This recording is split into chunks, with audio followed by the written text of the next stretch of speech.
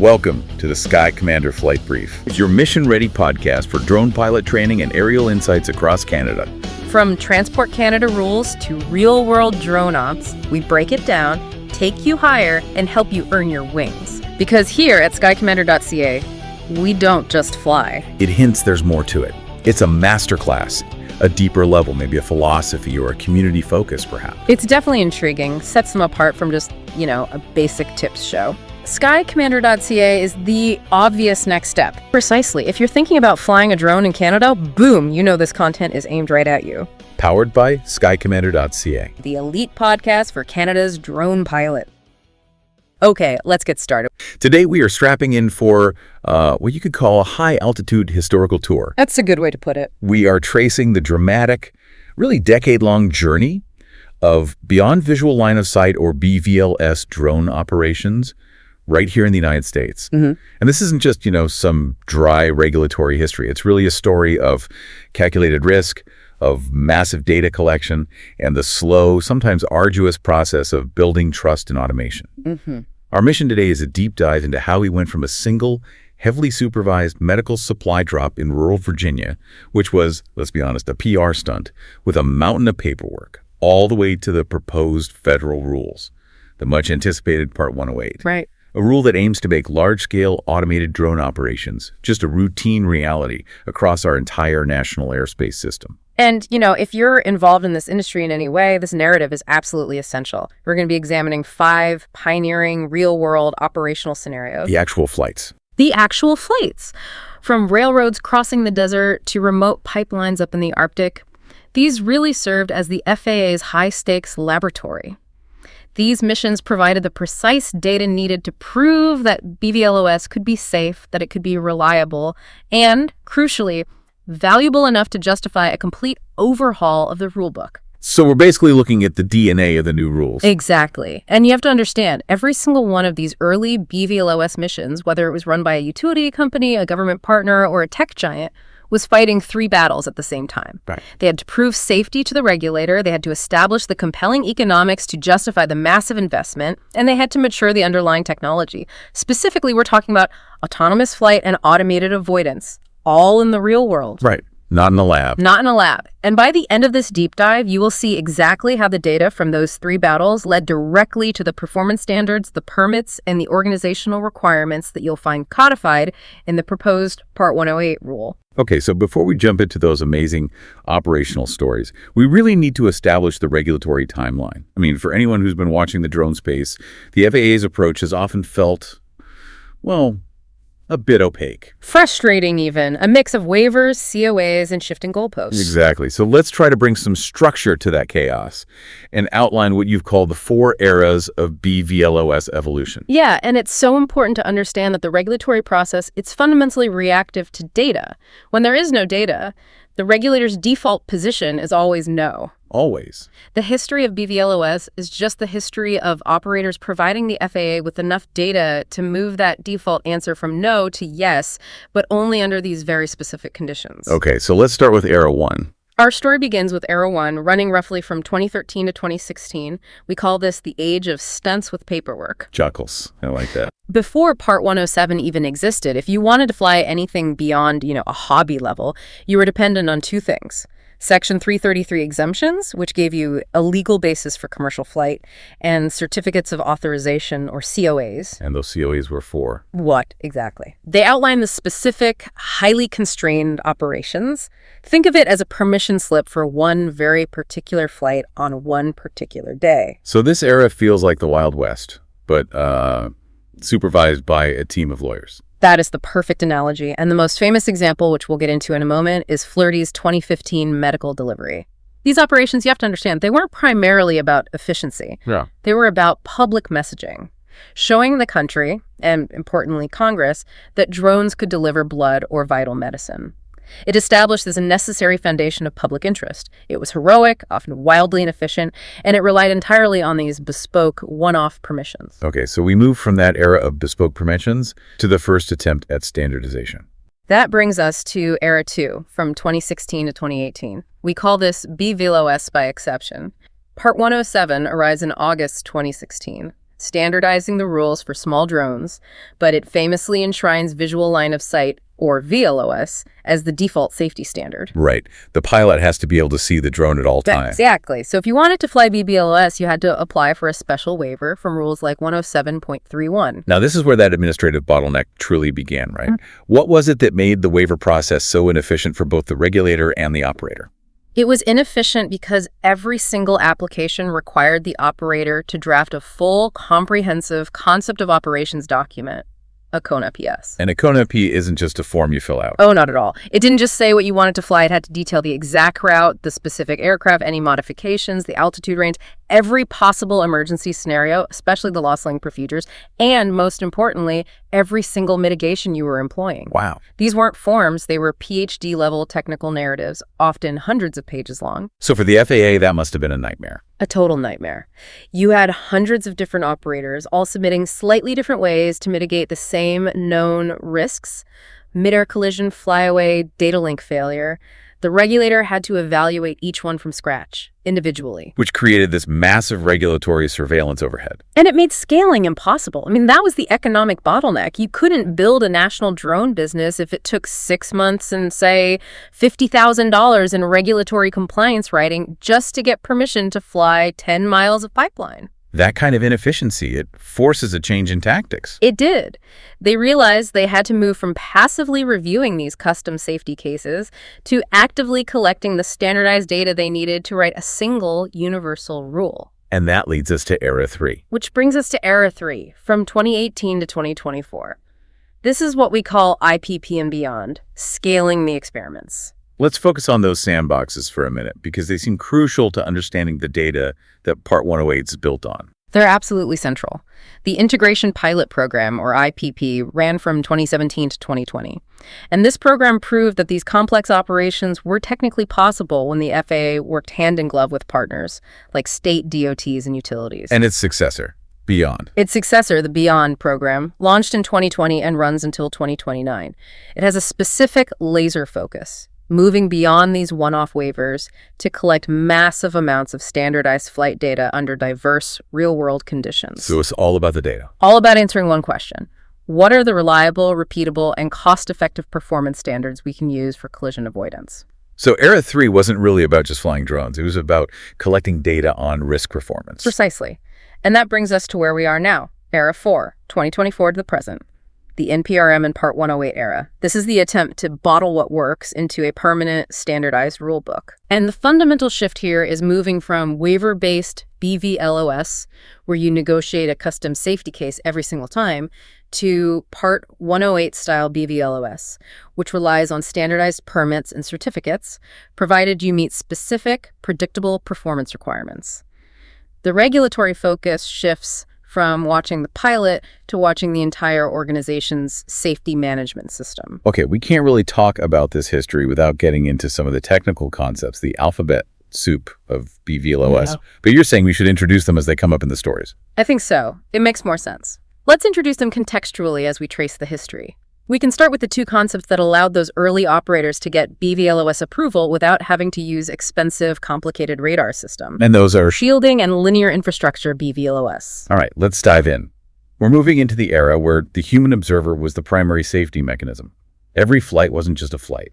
It was a carefully choreographed performance designed to mitigate risk in a way the FAA could manually verify. A performance is the right word for it. So let's start with that historic moment in 2015. Flirty's medical delivery in Wise County, Virginia. This was pre-Part 107. What was the single most defining feature of the safety case that allowed the FAA to say yes to this mission? The single defining feature was the complete and total reliance on the visual observer chain, a VO chain. Okay. And you have to understand, this wasn't true autonomous BVLOS. It was more like extended VLOS. Flirty's aircraft flew beyond the sight of the remote pilot, sure, but they stationed VO's people with binoculars, high-visibility vests, and radios all along the flight path. Wait, so people were standing in fields with radios? Essentially, yes. These VOs were positioned to ensure continuous overlapping of visual coverage of the aircraft and the surrounding airspace. At no point was the drone out of the sight of at least one of these human observers. That sounds incredibly labor-intensive. What were the the economic costs of maintaining a chain like that? The cost was astronomical compared to the payload. I mean, think about it. You needed a small army of trained personnel, all coordinated by radio, deployed across rugged terrain, often just to support one short, low-altitude delivery flight. Wow. It proved the capability, but it absolutely destroyed the economic model for scalable delivery. And the lost link contingency plan you mentioned earlier, how conservative was that? And why was that level of caution required at the time? It was brutally conservative, which really reflects the zero-risk appetite of the regulator back then. If the drone lost its command and control link, it wasn't allowed to just continue the mission. So what did it do? It had to execute a pre-programmed sequence. Immediately climb 50 feet for better signal acquisition, enter a holding pattern away from any populated areas, attempt to reconnect for a set amount of time. And if that failed? Only if all of that failed, it would then execute an auto return to home and land automatically at the designated staging airport. Mission over. Why the 50-foot climb? Why not just hold position where it was? Well, in the rural, hilly areas where they were flying, they knew that line-of-sight communication could easily be disrupted by local terrain or even just a thick tree line. That 50-foot climb was an immediate, automatic attempt to regain a clear line of sight with the ground station antenna. It was a pre-programmed, conservative attempt to save the mission before defaulting to the final, safe, but mission-ending return to home. And the real product of this entire costly exercise, as you said, wasn't the package. It was the data. It was the data and the political precedent. This mission established the civic public interest and medical delivery use cases. When the FAA designed Part 108 decades later, it explicitly retained these categories. Why? Because the flurry drop provided the foundational evidence that the societal value delivering critical medicine outweighed the high mitigation cost. Okay, moving forward a year or so, we see a massive shift in scale with BNSF Railway's FAA Pathfinder program. This was from 2015 to 2018. And this is where we introduced those crucial concepts: linear infrastructure, BVLOS, and shielding. This was the true gateway drug for scalable BVLOS. The safety argument here was no longer about a temporary army of VOs. Right. It was based on corridor control. BNSF owns the ground, the right-of-way, or road W, and they can control the ground risk. People, vehicles, whatever. By defining a fixed, narrow airspace strip, say 100 meters wide, right above their tracks, they could leverage two core regulatory arguments. And the first one was shielding. First, they were using shielding. They argued correctly that the drone was flying low, often below 400 feet above the ground, and it was hugging the terrain in areas where manned aircraft like a general aviation Cessna were just very unlikely to be flying casually. They are effectively using the ground and the predictable route as a natural collision barrier. But flying 680 BVLOS hours? That means constantly proving to the FAA that no unexpected event is happening. What was the administrative burden of operating under that initial CAN-OPS? Oh, immense. The early CAN-OPS dictated highly specific procedures for everything. They had to coordinate closely with their own railway dispatchers to make sure no train operations interfered. Every single flight needed a detailed pre-flight safety brief that accounted for localized weather, terrain, any known ground hazards. The sheer volume of documentation required to satisfy the FAA that the risk profile was constant over those 680 hours was just immense.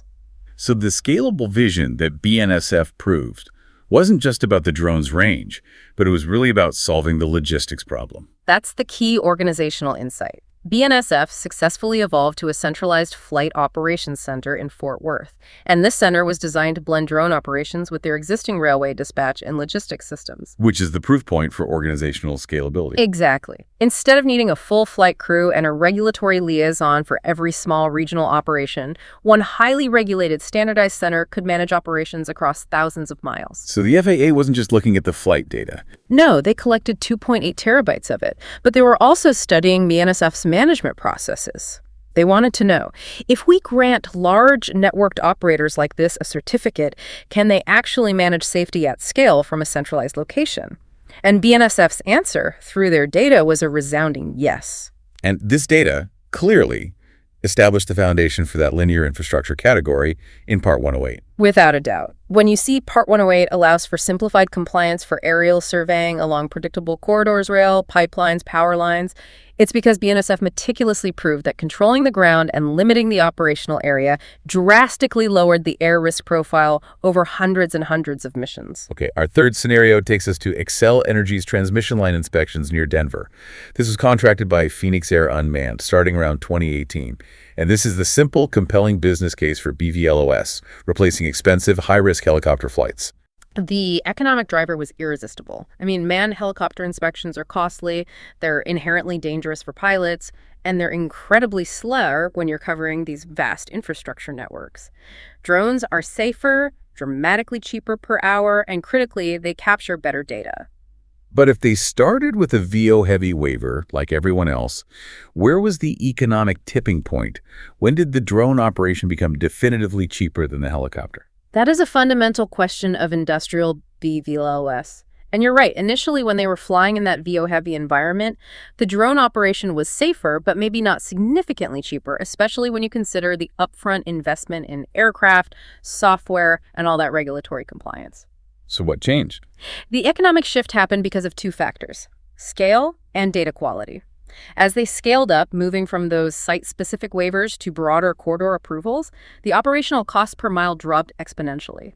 By 2022, when they hit over 13,000 miles of inspection, the cost was undeniably lower than using crewed aviation. And the data quality part. Well, the drone didn't just take a quick picture. It collected millions of high-resolution images that could then be fed into AI platforms for predictive analytics. That improved data quality allows Xcel to anticipate failures before they happen, which saves far more money than the inspection itself ever cost. So BVLOS became a revenue generation tool, not just a risk reduction tool. Precisely. It shifted BVLOS from a stunt to a true enterprise data acquisition tool. And their ability to fly 40-plus miles per day reliably, day after day, proved that crucial Part 108 concept, repeatable operations. Right. The FAA needed proof that operators could scale up without their safety culture eroding. This data set provided that proof. It basically established the industry standard for how utility companies would operate under the eventual Part 108 rules. Okay, we've seen that the earliest BVLOS success stories relied on the most conservative safety measure possible: human eyes. Right, the VO But that system doesn't scale. So the FAA's mandate was to eventually move away from it entirely. This required proving that technology could reliably replicate a human pilot's see and avoid function, a capability that really defines the modern era of BVLOS. And this is where we have to introduce the two most critical technical concepts: DAA, which is detect and avoid, and the ODD, the operational design domain. Okay, let's break those down. DAA. DAA is the system, it could be onboard radar, computer vision, other sensors, that allows the uncrewed aircraft to reliably sense other traffic, classify it as a threat, decide on an avoidance maneuver, and then execute it automatically. It's the mechanical co-pilot. And the ODD. The ODD is the defined box in the sky where that DAA system is certified to work. If you fly outside that ODD, say, in heavy fog or above 400 feet or in high-density airspace, the certification is void. The DAA and the ODD together, they define the true risk envelope for the flight. So let's talk about the first real test of that. The flight in 2019, run by the Kansas DOT and Iris Automation. This is arguably the single most pivotal moment in US BVLOS history. What was the specific regulatory precedent set by this 9-mile run? The precedent was crystal clear. This was the first FAA-authorized BVLOS flight under Part 107 to rely solely on onboard detect and avoid, with 0 ground radar and 0 visual observers. It's a huge deal. A huge deal. The FAA accepted the DAA system's performance standards as the primary and only means of air risk mitigation. That must have required an enormous psychological leap of faith from the regulator. How did the safety case convince them to take that leap? The safety case was built on just rigorous testing and a very clear definition of the ODD.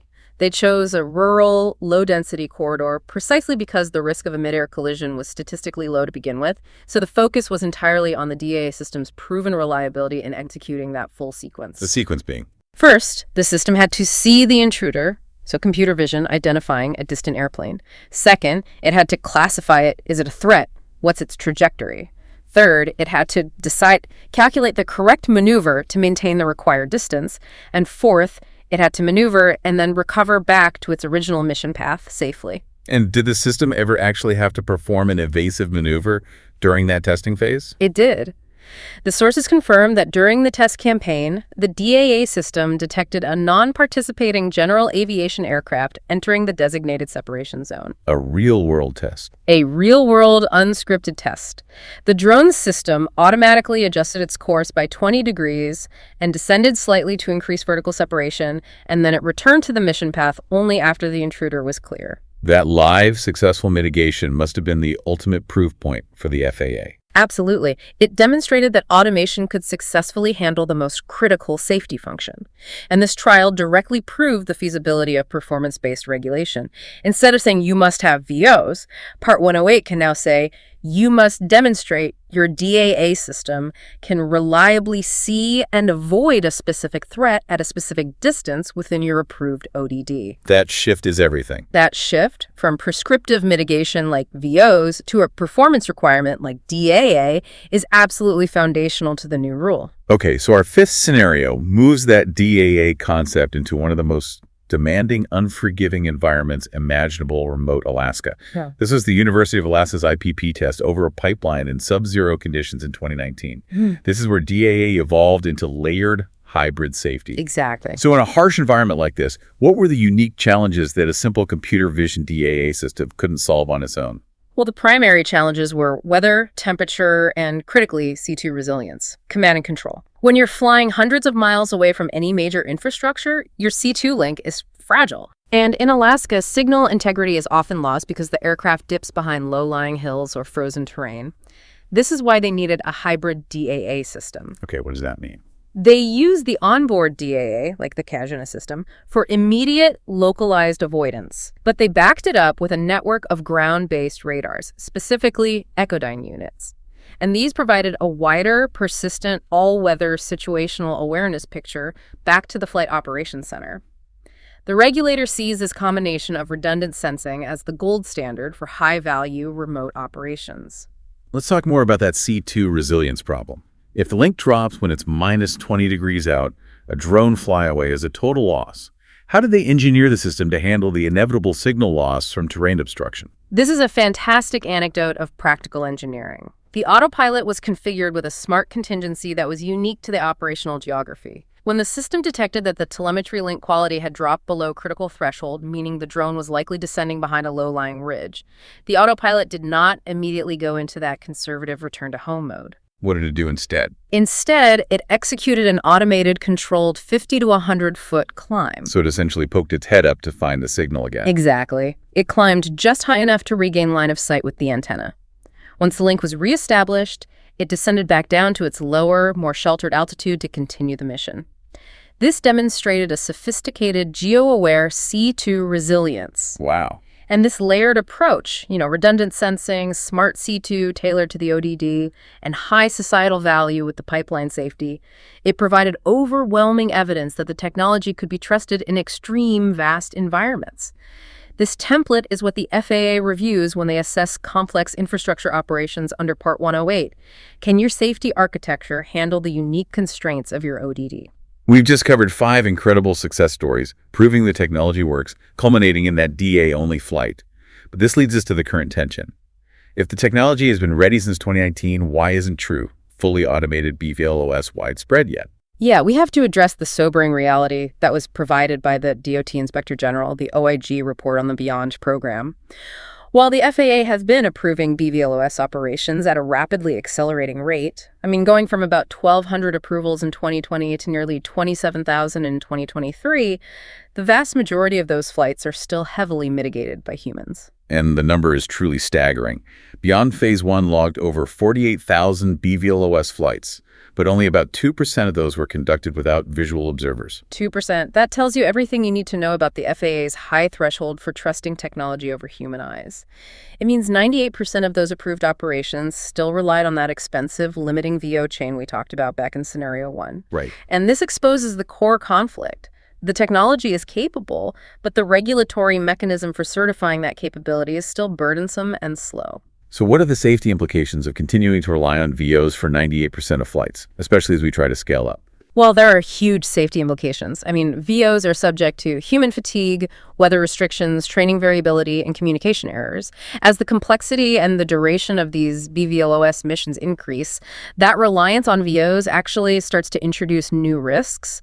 And from a regulatory standpoint, the VO system is inherently non-standardized. The FAA wants predictability. So this is why Part 108 is so important. This is why Part 108 is the FAA's attempt to regulate what we can call the trust ladder. The bar is shifting. Instead of asking for a waiver that guarantees a specific human mitigation, the VO Part 108 asks for a certification that guarantees a specific technical performance standard, the DAA system. The FAA is slowly, cautiously moving the industry up that ladder, knowing that the only way to achieve scalable delivery, thousands of flights a day, is to abandon the human middleman entirely. So Part 108 is less about new technology entering the system and more about formalizing the regulatory confidence gained over a decade of expensive data collection. It's creating a standardized path out of that 98% human-dependent bucket. Exactly. It's bottling the BNSF lessons, the Kansas lessons, and the Alaska lessons into a standard rulebook that reduces the FAA's surveillance burden while demanding a much higher level of organizational safety from the operator. Okay, those 5 scenarios acted as the foundation. So now let's look at the structure of the rule they created, the proposed Part 108. The anticipation for this rule is enormous, and it's been fueled partly by political pressure, like the presidential executive order that set a really aggressive timeline for the notice of proposed rulemaking, which was published back in August 2025. Right, and that Part 108 NPRM, it proposes performance-based rules to enable routine, safe, and scalable low-altitude BVLOS operations. It fundamentally changes the regulatory relationship between the FAA and the operator. So what is the single biggest change that operators who are transitioning from Part 107 need to prepare for? I'd say it's the requirement for airworthiness acceptance. Under Part 107, small drones largely flew freely. No formal airworthiness certificate was needed if you stayed under 55 pounds. Under Part 108, even small drones over 250 grams must demonstrate airworthiness acceptance. The FAA is signaling that for routine, high-volume BVLOS, they need assurance that the aircraft itself is manufactured and maintained to a certain standard. Does this mean every small operator now has to go through a massive, expensive government certification process? Not necessarily. The FAA plans to lean heavily on existing industry standards, specifically those developed by organizations like ASTM International. So if your drone design meets robust industry standards for flight control, material integrity, and operational safety, that will likely satisfy the airworthiness requirement for Part 108. It keeps the barrier lower than, say, certifying a new commercial airliner. Okay. And second, the focus shifts to the operator. Part 108 requires new operating permits and, for high-volume or complex operations, operating certificates. And this requires a mandatory formal safety management system, or SMS. We've mentioned SMS several times. For those who might be unfamiliar, what does a mandatory SMS mean in practice, and how does it change the culture of a drone company? SMS is a massive maturity step. It shifts the regulatory emphasis away from just the pilot's individual skill. Can the pilot manually react to an emergency? To the organization's overall safety architecture? So it's about the whole system. The whole system. An SMS requires 4 components: a safety policy, risk management, safety assurance, which is monitoring your own performance, and safety promotion, which is training and communication. And in practice, what does that look like? In practice, it means operators have to document every known risk, proactively mitigate it, continuously collect flight data to prove the mitigation actually works, and maintain a non-punitive system for employees to report failures. It essentially turns a drone company into a miniature airline, forcing professionalized safety procedures. And what about the personnel? How does the pilot's role change under Part 108? The roles shift dramatically. It moves from the single remote pilot in command being the ultimate authority to the organization overseeing the automated system. The FAA is not proposing a new pilot rating on the remote pilot certificate itself. That's interesting. Instead, that's specialized training how to operate DAA systems, how to interface with UTM, specific contingency procedures.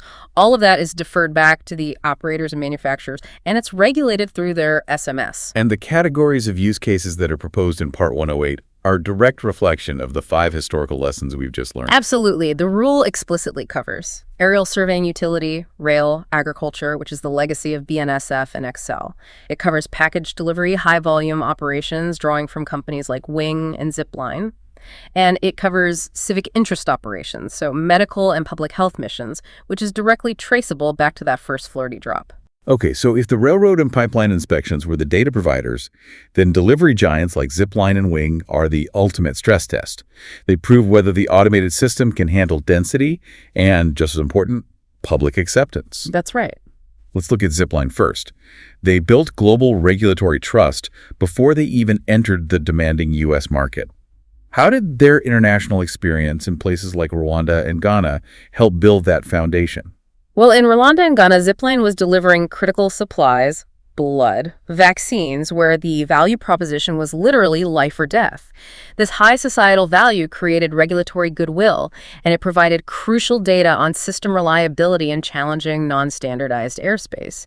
They proved their automated command and control systems were robust over thousands and thousands of hours before the FAA even began its major testing programs. So that international success gave them a crucial regulatory currency. It gave them trust. They proved the failure rate was incredibly low and the societal benefit was incredibly high, and that smooths the path when you approach the FAA with a complex safety case. Now, Wing, the Alphabet spinoff, represents that high-density suburban model. Correct. They're flying hundreds, sometimes thousands, of parcel deliveries daily in places like Dallas and Christiansburg, Virginia. What is the biggest technical challenge of this kind of high-density operation that Part 108 has to address? The challenge is the complete shift from individual flight planning to cooperative digital air traffic management, what we call UAS traffic management, or UTM. Right. When you have potentially dozens of drones flying in the same square mile of suburban airspace, not just Wing, but maybe zipline, recreational drones, public safety operations, you just cannot manage that manually. So UTM is the system that does that. UTM is the sophisticated digital architecture that automatically manages, separates, and deconflicts all these automated sorties in real time. It's a dynamic digital communication layer that the FAA is trusting to keep automated drones away from each other and away from known manned aircraft traffic. It's really the nervous system of Part 108. And on top of the tech, they had to prove public acceptance. I mean, 85% support in Christiansburg is not something that's guaranteed in every community. How did they achieve that? Acceptance really hinges on two things: safety perception and noise control.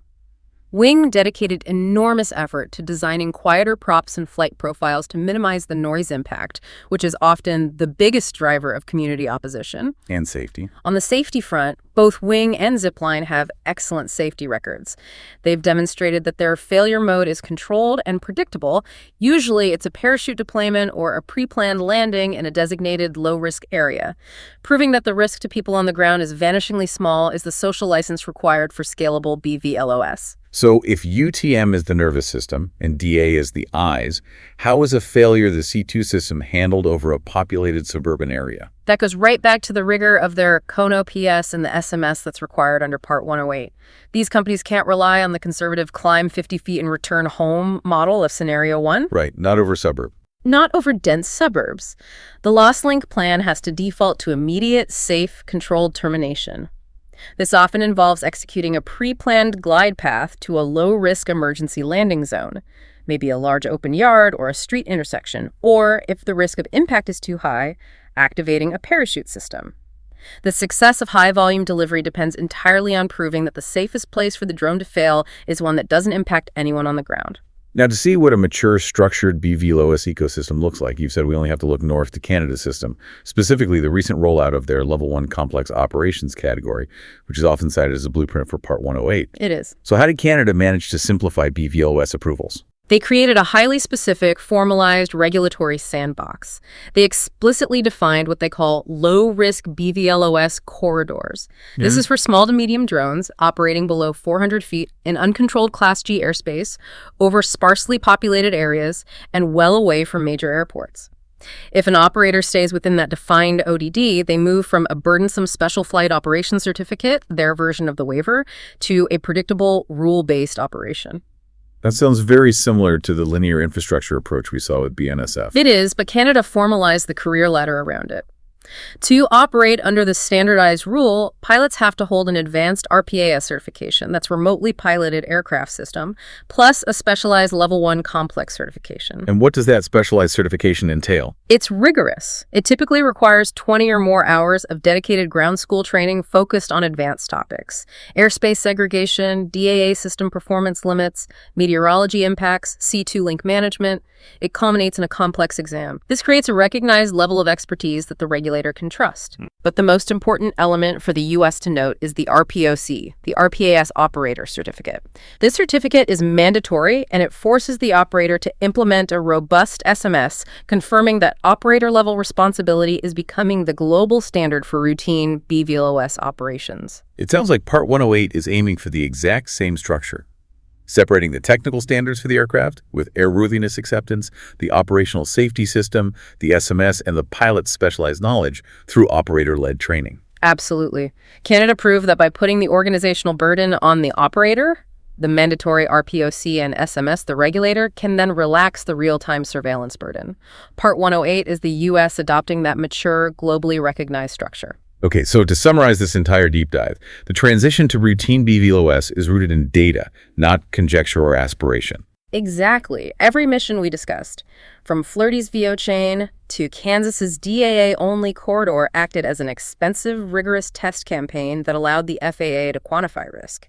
They moved from asking, "Can you do this safely once?" to "Can we guarantee safety when 100 different companies do this thousands of times?" And the fundamental regulatory bar is shifting. It's shifting from asking for a special negotiated permission to achieving a standardized level of performance across both the technology stack like certified DAA and the organizational safety through a mandatory SMS and airworthiness acceptance. So if you're an operator who wants to be Part 108 ready, the blueprint from the pioneers BNSF, Excel, Wing, Zipline, it seems pretty clear. You can't just wait for the final rule. No, you have to adopt 3 habits right now. Write rigorous performance-based CONO-PS documents, collect and analyze your flight data religiously to build your performance history, and implement a safety management system immediately. That history is your blueprint for the future. Which leaves us with one final provocative thought.